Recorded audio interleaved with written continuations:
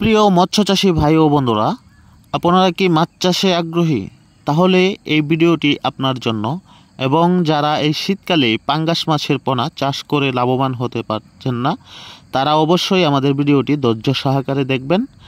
আর এগুলো হলো বোয়ালি পাঙ্গাস মাছের পোনা।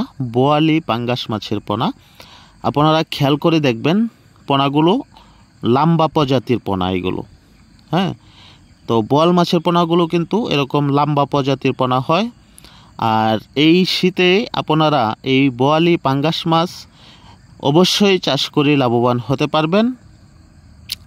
বিস্তারিত জানতে আমাদের ভিডিওটি ধৈর্য সহকারে দেখুন। আর দেশের বাহির থেকে যারা আমাদের ভিডিওটি দেখছেন, অবশ্যই আমাদের চ্যানেলটি সাবস্ক্রাইব করে দেবেন। কমেন্টের মাধ্যমে আপনাদের মূল্যবান মতামত জানাবেন।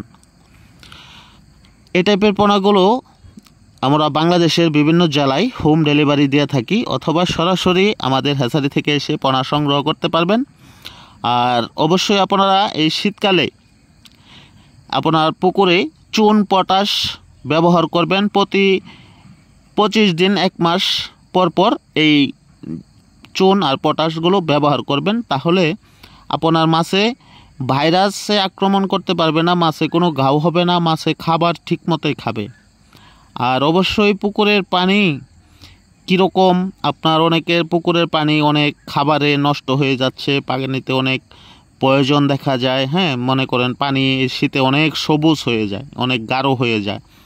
হ্যাঁ, তো ওই হিসাবে কিন্তু আপনার মাছে ঘাও এবং ভাইরাস হওয়ার সম্ভাবনা বেশি থাকে। আর যদি চুন পটাশ লবণ প্রয়োগ করেন, তাহলে আপনার পানিটা মোটামুটি নিয়ন্ত্রণে থাকবে, আপনার মাছের কোনো প্রবলেম হবে না, মাছের পোনা খাবার খাবে খুব সুন্দর। হ্যাঁ, তাহলে আপনারা চাষ করে লাভবান হতে পারবেন। কিন্তু এই বিষয়গুলো অনেক নতুন চাষি আছেন, তারা অনেকেই আপনার এই জিনিসগুলো ফলো করতে পারে না, যার জন্য তারা বারবার